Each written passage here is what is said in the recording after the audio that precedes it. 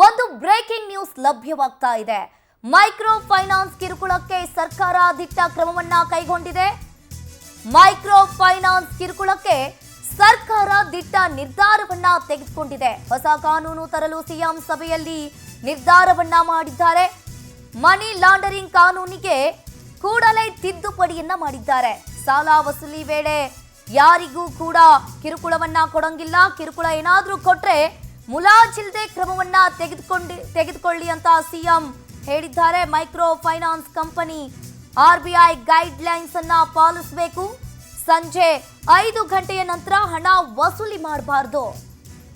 ಹೆಚ್ಚಿನ ಬಡ್ಡಿ ವಸೂಲಿ ಮಾಡದಂತೆ ಸಿಎಂ ಖಡಕ್ ಆಗಿ ವಾರ್ನಿಂಗ್ ಅನ್ನ ಮಾಡಿದ್ದಾರೆ. ಫೈನಾನ್ಸ್ ಕಂಪನಿಗಳಿಗೆ ಸಿಎಂ ಸಿದ್ದರಾಮಯ್ಯ ಖಡಕ್ ಆಗಿ ವಾರ್ನಿಂಗ್ ಅನ್ನ ಮಾಡಿದ್ದಾರೆ.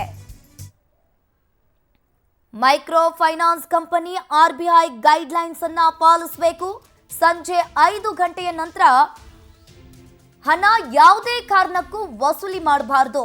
ಹೆಚ್ಚಿನ ಬಡ್ಡಿ ವಸೂಲಿ ಮಾಡದಂತೆ ಸಿಎಂ ಖಡಕ್ ಆಗಿ ವಾರ್ನಿಂಗ್ ಅನ್ನ ಮಾಡಿದ್ದಾರೆ. ಸಾಲ ವಸೂಲಿ ವೇಳೆ ಯಾರಿಗೂ ಕೂಡ ಕಿರುಕುಳವನ್ನ ಕೊಡಂಗಿಲ್ಲ.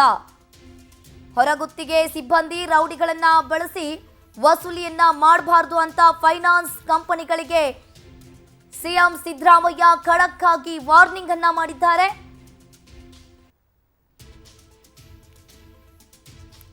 ಫೈನಾನ್ಸ್ ಕಂಪನಿಗಳಿಗೆ ಸಿಎಂ ಸಿದ್ದರಾಮಯ್ಯ ಖಡಕ್ ಆಗಿ ಎಚ್ಚರಿಕೆಯನ್ನ ಕೊಟ್ಟಿದ್ದಾರೆ. ಹೊಸ ಕಾನೂನು ತರಲು ಸಿಎಂ ಸಭೆಯಲ್ಲಿ ನಿರ್ಧಾರವನ್ನ ಮಾಡಿದ್ರು. ಮೈಕ್ರೋ ಫೈನಾನ್ಸ್ ಕಿರುಕುಳಕ್ಕೆ ಸರ್ಕಾರ ಈಗ ದಿಟ್ಟ ನಿರ್ಧಾರವನ್ನ ತೆಗೆದುಕೊಂಡಿದೆ.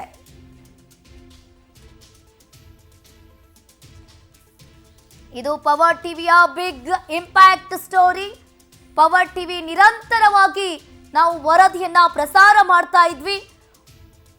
ಸಿಎಂ ಸಭೆಯಲ್ಲಿ ನಿರ್ಧಾರವನ್ನ ಕೈಗೊಂಡಿದ್ದಾರೆ.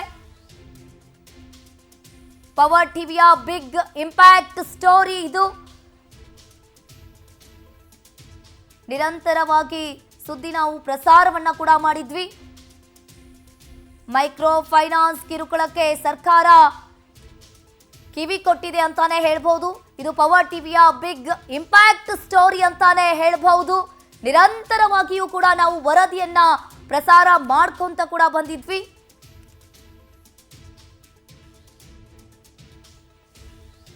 ಸಾಲ ಕೊಡಬೇಡಿ ಅಂತ ನಾವು ಹೇಳಲ್ಲ, ವಸೂಲು ಮಾಡಬೇಡಿ ಅಂತ ಹೇಳಲ್ಲ. ಆದರೆ ವಸೂಲು ಮಾಡುವಾಗ ಕಿರುಕುಳ ಕೊಡಬಾರದು, ಯಾರಿಗೂ ಎರಾಶ್ ಮಾಡಬಾರದು. ರಿಸರ್ವ್ ಬ್ಯಾಂಕ್ನ ನಿಯಮಗಳನ್ನು ಪಾಲನೆ ಮಾಡಬೇಕು. ಸಾಲ ಕೊಡಬೇಕು ಏನು ಹೇಳ್ತದೆ ಅದಕ್ಕಿಂತ ಹೆಚ್ಚಾಗಿ ಬಡ್ಡಿಯನ್ನು ವಸೂಲು ಮಾಡಬಾರದು. ಆಮೇಲೆ 5 ಗಂಟೆ ನಂತರ ವಸೂಲಿಗೆ ಹೋಗಬಾರದು. ಆಮೇಲೆ ಔಟ್ಸೋರ್ಸಿಂಗ್ ಮಾಡಿ ವಸೂಲು ಮಾಡತಕ್ಕಂಥ ಕ್ರಮವನ್ನು ವಿರೋಧ ಮಾಡಿದ್ದೀವಿ. ಅದನ್ನ ಮಾಡಬಾರದು.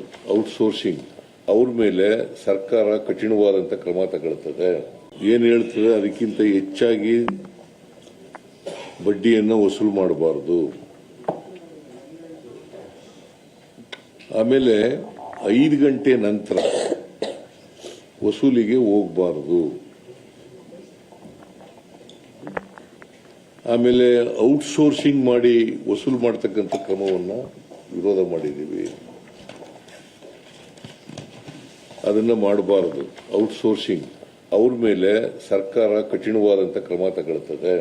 ಏನು ಈ ಬಗ್ಗೆ ಹೆಚ್ಚಿನ ಡೀಟೇಲ್ಸ್ ಅನ್ನ ನೀಡ್ತಾರೆ ನಮ್ಮ ಪ್ರತಿನಿಧಿ ದೀಪಾ. ಫೋನ್ ಸಂಪರ್ಕದಲ್ಲಿ ಜಾಯಿನ್ ಆಗಿದ್ದಾರೆ. ಎಸ್ ದೀಪಾ, ಮೈಕ್ರೋ ಫೈನಾನ್ಸ್ ಕಿರುಕುಳಕ್ಕೆ ಸರ್ಕಾರ ಈಗ ದಿಟ್ಟ ನಿರ್ಧಾರವನ್ನ ತೆಗೆದುಕೊಂಡಿದೆ. ಹೊಸ ಕಾನೂನನ್ನ ತರಲು ಸಿಎಂ ಸಭೆಯಲ್ಲಿಯೂ ಕೂಡ ನಿರ್ಧಾರವನ್ನ ಮಾಡಿದ್ರು. ಏನೆಲ್ಲ ಇದೆ ಇದರ ಬಗ್ಗೆ ಹೆಚ್ಚಿನ ಅಪ್ಡೇಟ್ಸ್? ಅಮೃತ ನಿಜ. ಒಂದ್ ರೀತಿಯಾಗಿ ಮೈಕ್ರೋ ಫೈನಾನ್ಸ್ ದೊಡ್ಡ ಮಟ್ಟಿನ ಹೊಡೆತವನ್ನ ಕೊಟ್ಟಿತ್ತು. ರಾಜ್ಯಾದ್ಯಂತ 4 ಸಾವಾಗಿದೆ. ಇದ್ರ ಜೊತೆಗೆ ಒಂದಿಷ್ಟು ಕಡೆಗಳಲ್ಲಿ ಕಠಿಣ ನಿರ್ಧಾರಗಳನ್ನ ತೆಗೆದುಕೊಳ್ಬೇಕು ಅನ್ನುವಂತಹ ನಿಟ್ಟಿನಲ್ಲಿ ಒಂದಿಷ್ಟು ಇವತ್ತು ತುರ್ತು ಸಭೆಯನ್ನ ಕರೆದಿದ್ದಂತಹದ್ದು. ಆ ತುರ್ತು ಸಭೆ ಅನ್ವಯ ಒಂದಿಷ್ಟು ಸುಗ್ರೀವಾಜ್ಞೆ ಅಂದ್ರೆ ಸುಗ್ರೀವಾಜ್ಞೆ ಮೂಲಕವೇ ಕಠಿಣ ಕಾನೂನನ್ನು ತರಬೇಕು ಅನ್ನುವಂತಹ ನಿಟ್ಟಿನಲ್ಲಿ ಇವತ್ತು ಚರ್ಚೆ ಆಗಿದೆ. ಅದನ್ನ ಸರ್ಕಾರ ಕೂಡ ನಿರ್ಧಾರ ಮಾಡಿದೆ. ಅಂದ್ರೆ ಯಾರು ಕಿರುಕುಳನ್ನ ಕೊಡ್ತಾರೆ ಆ ಮುಖ್ಯಸ್ಥರು ಸೇರಿದಂತೆ ಕಿರುಕುಳ ಕೊಡುವವರ ವಿರುದ್ಧ ಕಠಿಣ ಕ್ರಮ ಅಂದ್ರೆ ಕೇಸ್ ಹಾಕಬೇಕು ಅನ್ನುವಂತಹ ನಿಟ್ಟಿನಲ್ಲಿ ಇವತ್ತು ಚರ್ಚೆ ಆಗಿದೆ.